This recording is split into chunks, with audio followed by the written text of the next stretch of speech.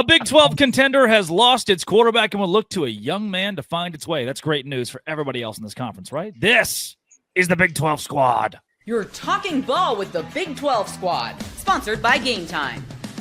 From Oklahoma State to Utah, from Kansas State to BYU, from Houston to Texas Tech, it's the local experts of the Locked On Podcast Network bringing you scoops, breakdowns, and the most comprehensive preview of the upcoming Big 12 weekend. Buckle up, it's the Big 12 squad, and we have a seat for you. No hurt feelings and thin skin allowed. Squad up. You're part of the Big 12 squad. Squad up. No hurt feelings or thin skin allowed. Drake Zoll of Locked On Big 12. JT Wister's of Locked On Utes. Jake Hatch talking all things BYU Cougars. Parker Ainsworth of Locked On Cougs with the Houston Cougars. Kevin Borber with the Buffs. Cody Stovall, Oklahoma State. Thanks for making our shows your first listen every single day. If you hit subscribe, we all get to keep our jobs. Biggest story in the Big 12 this week, and there have been massive recruiting wins for Utah, massive for BYU, for everybody here. And even Colorado is picking up 3 stars. We will get to those, no doubt. But a contender in this conference has lost its quarterback. Now, it was the 11th best quarterback in the league in QBR last season, and come to find out maybe he wasn't the greatest thing since sliced bread. But JT Wistersill, we'll start with you. BYU is without Jake Retzlaff forever. Yeah, I mean, he's gone. And I feel like if you're BYU now, I'm very curious to see what you get out of McKay Hillstead, I'm blank on the other quarterback's name who's there as well too. But the way I look at this is like this. I was already anticipating, based on how BYU had success last year, all these close games, these thrilling wins, I was looking at BYU as a team that was going to regress this season. Now I feel even stronger about that this coming season too. I just feel like you don't lose your starting quarterback in late June and you go back to the Big 12 title game. Look, Utah had a situation a couple years ago where title game. That's true. They actually didn't. That's right. I forgot. They had a really good season, but they ended up being the second best team in the conference. Like I can even say that last year, BYU proved that they were that, but I don't see how they end up being there too. It's an unfortunate situation for everyone involved. I'm curious to see what happens with Retzlaff now too, but yeah, BYU's got to recover quick because obviously all the spring ball reps still went to the main guy and he's not there anymore. So a lot of work to do, Jake. Clip that and save it, boys. I want to. Oh my gosh. No, here's the deal, JT. BYU, you mentioned they succeeded in a lot of close games, but here's the deal. They were the sum total of the parts of this squad. Defense, special teams, and offense all contributed to BYU going 11-2. I think BYU's in a better position to absorb a QB hit like they have absorbed than many programs in the Big 12. I really do think that the sum total of the talent on BYU's roster, if they can get even average quarterback play from a McKay Hillstead or a Trayson Bourget or even a Bear Bachmeyer, who's also here in Provo, I think BYU actually will endure this, I think, relatively well. What does that mean, endure it well? Does that mean they're still one of the best in the conference? What does that mean? So I thought the ceiling for BYU with Jake Retzlaff was probably 10-2 and a chance to play in a Big 12 title game. I think he's probably worth 1 to 2 wins, but if they drops you to 8-4, I think that's still fairly respectable, especially at the Power 4 level. So for me, I didn't go to BYU, and I'm not a member of the Church of Jesus Christ of Latter-day Saints. I like to have a beer in my free time, and not to say the LDS community cannot, but the honor code is one of those things that's going to deter people, and it has since the beginning of time. But to me, if you sign the honor code and say, I will not do these things, in order to play football at BYU, you have now committed yourself to the rules of the university. I find cowardice in a guy who helped build up the brand of BYU, because so many people across the country, it's filled with hatred and bigotry, and they don't like me because I'm different. BYU shirts are flying. They love this quarterback who's the first Jewish quarterback in school history, and he takes all this exposure, breaks the honor code, it's national news, and then when BYU gives him a lesser penalty than they've given past athletes, he just gives up. I see cowardice in that. If I'm a teammate of his, if I'm your starting offensive lineman that fought for you last year, came back this year, I don't like that because I'm celibate, because I signed the honor code. You also signed that, and now you're dipping because you couldn't follow the rules that you agreed to. That leads me to a question, actually. It probably goes to JT and Jake as the BYU and Utah representative, because Utah's just up the road, but culturally a very similar part of the country, right? Every school has rules, and I don't mean to spoil anyone's fun here. Every school's kids are breaking those rules. This is starkly different, right? And I guess, Jake, like at Notre Dame, you couldn't have theoretically football players spending the night in girls' dorms either, but I can tell you they did, right? Like that happens at different places across the country. People break these rules. This is a big deal and a lot different. And I'm with Drake that he kind of got slapped on the wrist and still left. Well, and that's the thing about it. I will say this. all the other athletes that I know of that have been forced to leave BYU had extra years of eligibility, so they could endure missing a semester or an entire year and then come back and continue their playing careers. Jake's got 1 season left, and I have it on very good authority that there's no way he's getting an extra year of eligibility. That JUCO waiver that Diego Pavia's got, literally, it feels like nobody outside of him has been able to get an injunction of that variety. So Jake's got 1 year to get it right, and I think that may be playing into why he decided to bolt. But to your point, it would have been in some ways respectable the fact that he would have manned up and said, hey, I screwed up. I'm going to absorb the punishment here and I'm going to come back better for it. But I think that he's really thinking out for thinking and feeling out for number one above all else. Yeah. I think also say, yeah, go Kevin. I was just going to say, it's obviously the honor code is I talked about it on my show, and I'm obviously an outsider, but it's very complex. And so for the average person, it's like how extreme, how bizarre, like how could they do this? Right. And that's literally the whole point of the honor code is like, these are the guidelines that we abide by and blah, blah, blah. And like all that. And like, that's life. And so he signed on to that. But at the same time, I don't think people could be upset about him leaving because I'm sure there's some desperate quarterback program or desperate quarterback needy program out there who is either going to pay him the same or pay him more. And he's going to leave and it's just going to be, okay, we're good to go. Right. Like as long as he doesn't have any legal issues, I think he is cleared to play and some team will take him. Go ahead, Jake. Sorry. From the Mormon bastion to the Catholic bastion, watch out for Notre Dame on that front. They have a four on the roster for sophomores. I expect that Jake Retzlaff, if everything holds, as I am hearing, that he will be playing for the Fighting Irish this fall. Is premarital allowed in South Bend? What's the stipulation there? Only if you support Rudy. Only if you support Rudy is the rule. Which most people don't. You have to vow that he's on sides. Yeah. hot take we did in the third segment, but not a good movie. We'll do that later. It turns out all of his teammates were like, that guy sucked. We hated him. Yeah. Why did he get a movie? Yeah, it's not a good movie, and it was fictional. But Rudy Jake, Rudiger, I have to say, noted member of the Church of Jesus Christ of Latter-day Saints. Hey! Is Sean Full Astin? circle. Jake, really quick. Or were you gonna say Parker? Yeah, Parker. I was going to say it is interesting to me, though. You say he's looking for number one. It is looking out for number one in a playing sense because I'd imagine if it was about money, he could have dipped in April, right? Yeah, like, absolutely, yeah. But again, by definition, he's not a good quarterback. If there's By definition. better, average, good, great, he's not a good quarterback. He's below average. But if someone's going to take him in July, they would have taken him in May.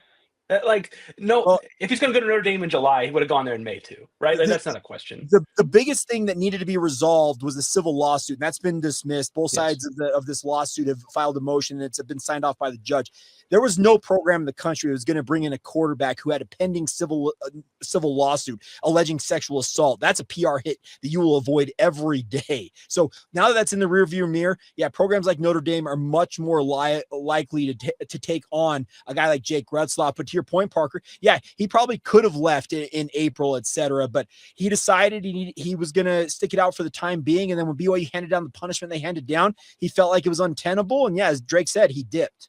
I think it's really interesting what you guys are talking about, though. We've heard multiple opinions now on this being, distraction and like him looking out for just himself and transferring. And even Drake's talking about like, hey, he viewed him as a below average quarterback. I think he's an average quarterback, right? I thought he was part of BYU's success, but I did not think he was anywhere near in the Big top 12, which again, law of averages, that's below average. Yes, but there's more stats than just that, I'm saying, too, that talk about him as a quarterback. I think he's a top 10 quarterback in this league. I did. But I would also say this, Jake, would you have wanted him to stay? Because as you said, too, like we think he's at best, we think he's average. So do you want average hanging over your team? You go on a run and then 7 games into the season, you're going to drop this guy back in. And now all of a sudden, like, how do you handle that? I think it's best for everyone that he's moving on.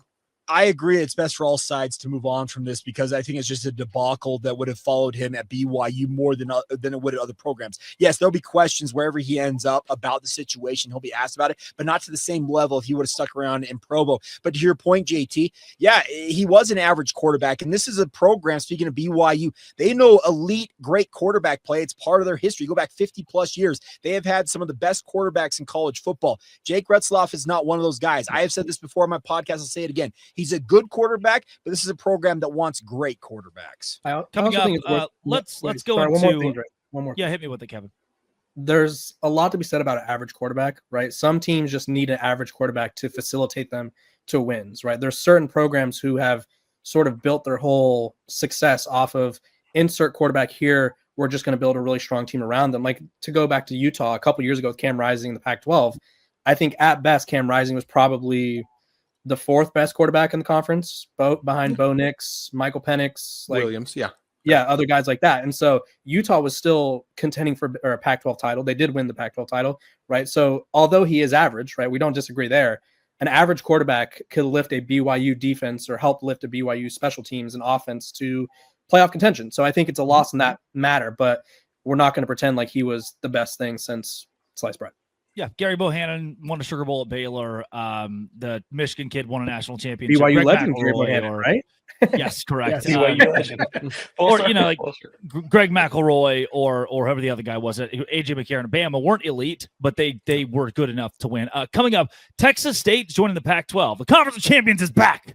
The Big 12 squad. Hey, today's show is brought to you by Monarch Money. Why? Because I'm 24, and I looked at my account and I say, oh, I'm spending so much on Fortnite skins. What? Monarch Money is my own personal CFO. I can go in, and it shows me where my money is going. It's an accountability partner, full visibility and control over my finances. So when I go in there and I say, oh, take out Netflix, Hulu, the Fortnite skins, all of that is draining my account. I can actually now say, hey, those are 3 areas in which I'm going to save this month and save up for a new Roomba vacuum because my Roomba ran over dog poop and scattered it across the house. Take control of your finances with Monarch Money. Use code LOCKEDONCollege at monarchmoney.com for 50% off your first year. That's monarchmoney.com, code LOCKEDONCollege for half off your first year at Monarch Money. Is this just a new thing, by the way, now that you're going to start doing the ads live? Is the Party Animal King too busy to do them after? Or are they just budgeting your time? Is that what it is? People that are at home, typically I would do the ad. Peek behind the kimono there, dang. No one knows what this means. Did you not hear that dog poop and Roomba vacuum? What just happened here? Yeah, Jake and I did a crossover earlier, and I explained it to him. I was eating my dinner, and I spilled my dinner all over my cowhide rug. And I was like, oh, that's all of my hibachi. And then as I was looking down at the dinner, I realized there was dog poop in the rug. And I was like, that's weird. My dog doesn't. And then I found the Roomba, and it had scattered just a pile of dog feces across the house. It just drug dog poop across the floor in the entirety of my home. So what do you get first, a new Roomba or a new rug? A new house. I'm just going to burn it down and start over. Like I don't even know where do you begin? Like the Roomba right now is in the guest bathroom. It's stopped there, and there's just poop all over it. It's just dead because it's like, you know what? There's too much poop for me to function. How do you clean a Roomba?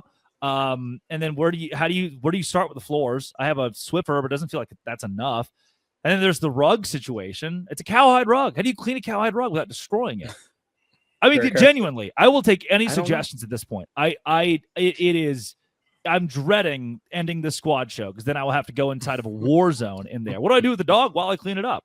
I'm going to have to go to Kroger and just buy a lighter and some gasoline and hope that my insurance covers it. Well, probably shouldn't record at that part, right? If we're recording ads, for insurance purposes, that did not ever happen. Correct. I will not buy Drake, a lighter. your trolls are loving that your house is covered in poop. Your trolls they are. The haters are finally winning tonight. He also, my dog ate of course he pooped in the house because he ate my entire thing of sweet tart ropes. I love a good sweet tart rope. And I just left the package out last night, and he consumed like 7 sweet tart ropes, which is probably not good for a dog. And so he's like, I've got to poop. And he did it in the house. The Roomba was like, oh, it's 2:00. I always run from 2 to 5. So I get home at 5:30, and there's I didn't even notice it at first. It's like if someone was murdered in the room of your house you don't walk into that often, and then a couple hours later, like, is that blood on the floor? It could be a smell. You would think there's a smell. Sometimes people get murdered and there's no smell. I don't know. Right. To get us. Just a regular Tuesday. to get us off of this, speaking of things people didn't notice, to get us back to the Pac-12 thing, Drake, I don't feel like a lot of the country is going to take notice of the new Pac-12. I have the Pac-12 pundits being like, this is it. The Power 5 is back. I think we should take notice in Big 12 country because Texas State is right in the middle of everybody. Not to mention they have the hottest young coach in all of college football. I was amazed that Texas State was able to pay him enough to keep him.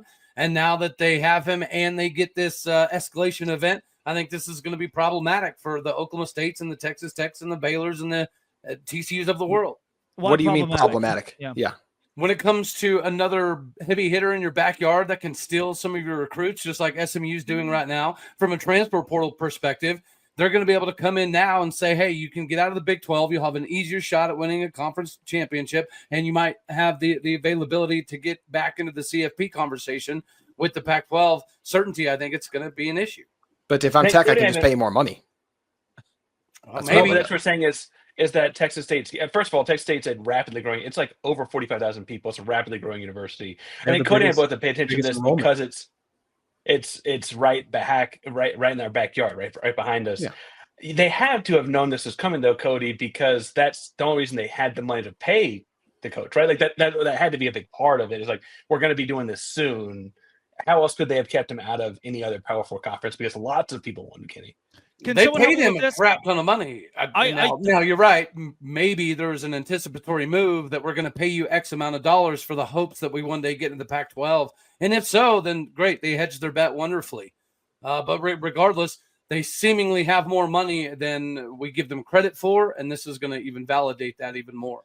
But he's going to leave. I think he's going to leave. I don't foresee GJ Kinney being a lifer there. Now we've learned that Jeff Traylor stayed at UTSA, which is a very good, and now he's kind of diluted his coaching status. Less teams hurt his rep. Yeah, 2 years ago he was the guy. I think they're just waiting for certain jobs to open and. But when so this is why to me the Pac-12 is doing some stupid stuff. The second it reminds me of Gonzaga. If Gonzaga loses Mark Few and the next head coach can't win games, you've brought on Portland State. Congratulations. UConn. The second UConn's bad at basketball for 5 straight years, they're a terrible addition to the Big 12. They give you nothing.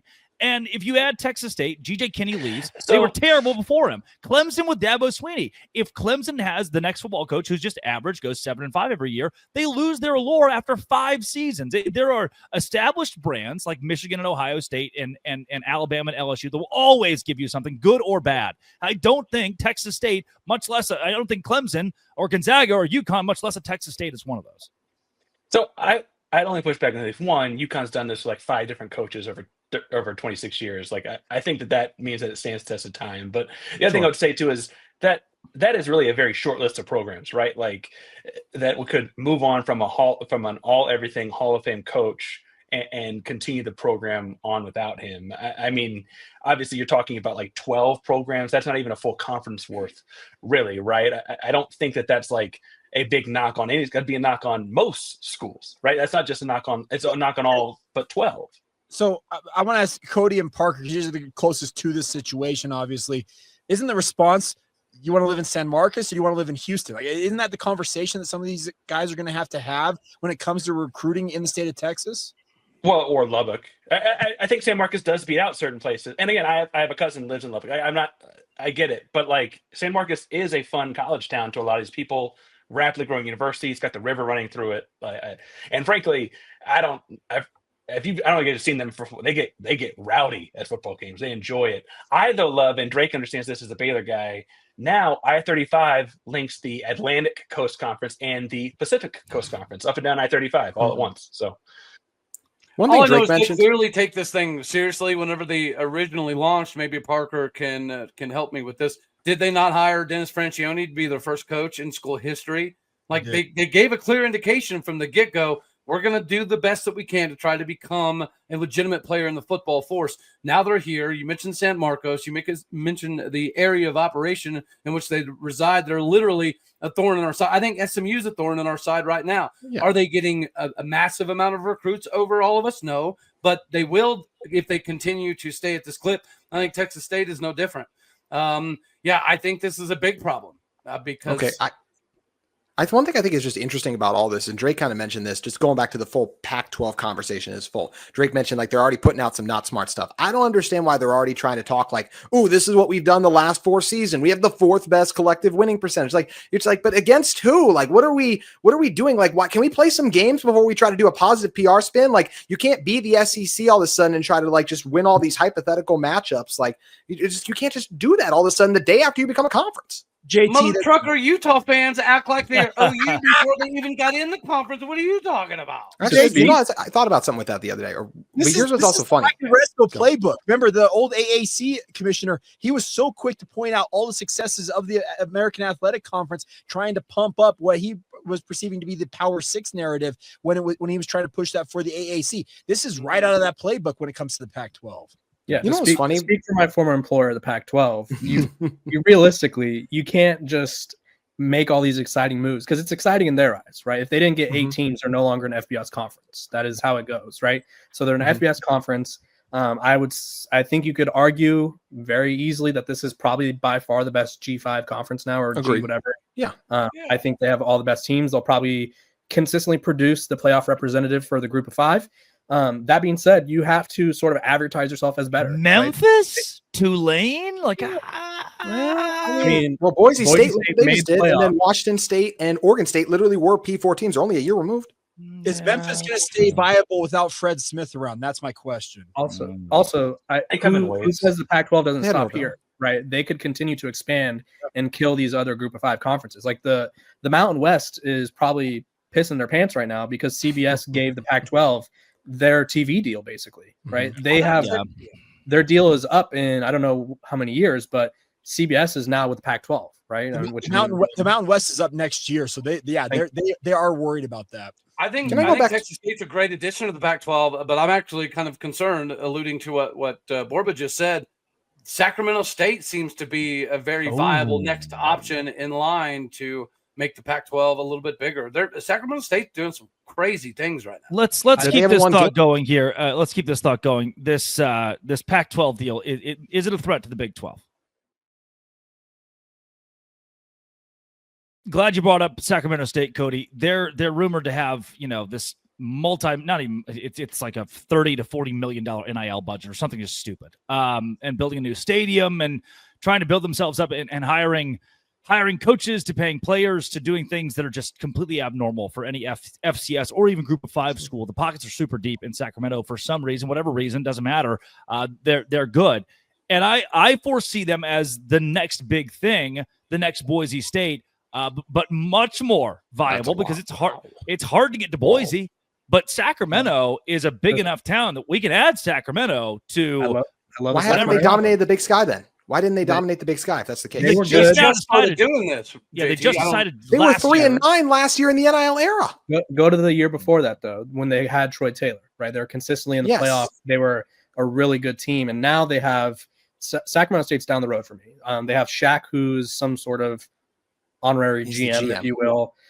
They're landing Jaden Rashada. They have Mikey Williams. They have Mike Bibby as the head coach of the basketball team. Brendan Marion is probably. Had he stayed at UNLV, was probably a year away from getting a P4 job, right? So they have all the right. I don't know if he'd be the head coach of our programs, but all of our staffs would add Brendan Marion in a heartbeat. It might be as a coordinator, offensive position, but like they made a home run hire there too, like Borb was saying. Right, and they're taking a risk, right? So Sac State is doing all the right things to position themselves. They're kind of being loud and annoying about it. Their president is probably the most active person I've ever seen on Twitter that isn't below the age of 30. And in terms of Drake's intern. No, I don't think so. They're close. But to answer Drake's question, if they're a threat to the Big 12, the only way the Pac-12, Sac State could be a threat to the Big 12 is if the Big 12 doesn't give itself enough of a lift, right? Like the Big 12 has to consistently show like we are better than them. The only way it could be a threat is if the Pac-12 can sort of make an argument like, hey, head to head, we're right there with you, right? So the Big 12 needs to create that separation. They need to out-recruit them. They need to beat them when they go head to head, and they just need to make it so that discussion could never even happen. I wonder, to Cody's point about worrying about this, and I think some of our conferences are in, some certain other conferences are ending soon. I forget if it's Mountain West or whichever, but the bigger deal will be if the ACC actually falls apart at whatever point, and one of them heads to the Pac-12, right? Because then it is a school, like you're saying, JT, that like has the P4 rep, has the money, has the infrastructure, etc. Right now, with just 2, and those 2 being Oregon State, Washington State, I don't know that they're a big threat right now, but the fact that there could it's like a potential threat, right? That like, there are lurking in the background that if the ACC falls apart in 2029, then you could start pulling, because clearly if Stanford and Cal can be in the ACC, then they could also be in the Pac-12, right? And the new Pac-12. Stanford is they want to be in a conference with AAU programs. Like they kind of pride themselves on being academic excellence and being sort of at a different tier, right? They could have joined the Big 12, right? The Big 12 would have offered them open arms and be like, hey, come join. And they're like, no, we're kind of here. And you guys are kind of here. But I'm mentioning P4 programs. It's more so than I'm saying. Wait, what? Say that again? The Big 12 would have offered Stanford. You think so? Stanford's just too pompous. Genuinely, they were. That was their whole message was no AAU, and we don't like the religious schools. I don't think the Big 12 tried that hard. BYU knows all about that. Stanford, trust me. Sure. So I think what Borb was getting at is had Stanford called and says and say, hey, we'll take the same deal that BYU's taking. We'll take a 2/3 of a share or whatever it was for a couple of years. It's a no-brainer. You add a brand like Stanford's a huge brand, and it's your new Vanderbilt. Whether or not they're good at athletics, I wholeheartedly disagree.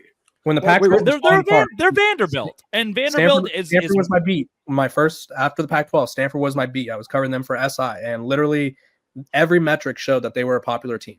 They were at that time among. Where are their fans, Borba?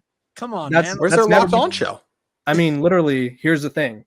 They were one of the most watched teams. I think the only teams outranked them was like Oregon and USC. They have nobody in the stands. They produce NFL Locked On players. Stanford in the room with us right now. Locked On Stanford, Locked On Cardinal right here. But yeah, they're talking with metrics. Like they had everything supporting them. They produced NFL players.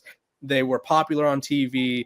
They have notable alum. Right now, they're getting recruits with no head coach. So Stanford has always been a thing. It will always be a thing. And I get the Vanderbilt comparison, but that's very low. Stanford. Everyone's heard of Stanford. Yeah. Not everyone can tell you where NC State is. Right? Not every. I mean, when I went to Baylor, there were people like, "Yeah, I go to Baylor," and they were like, "What? Where's that?" Even Vanderbilt.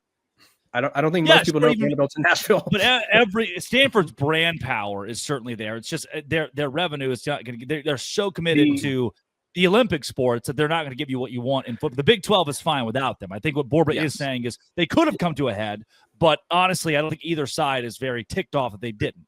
Drake, aren't we watching this newly formed Pac-12 essentially serving as I can't call it like a host in terms of it serves its purpose for a while for Washington State, for Oregon State. You and I discussed this, Boise State as well, for them trying to leverage themselves for the next 3, 4, 5 years until the next round of what we expect is conference realignment comes about, and then they leap back into the Power Four. Isn't that what we're expecting from this league, from those dogs? What I'm really curious about is how are they going to raise the $20 million each year, the rev share? I think that's going to be a big challenge for these Pac-12 teams. Hence why I don't see them as a major threat. But this is all temporary. Jake and I talked about it in a crossover this week. This is all for Washington State and Oregon State to look at the Big 12 of the ACC and say, look, we rebuilt a conference. We have Kirk Schultz, who's a genius, and we can bring value to your league. You have schools out west add up. They're only trying to bolster their resume to move up. I don't think their ultimate goal is to be in a conference with Sacramento State.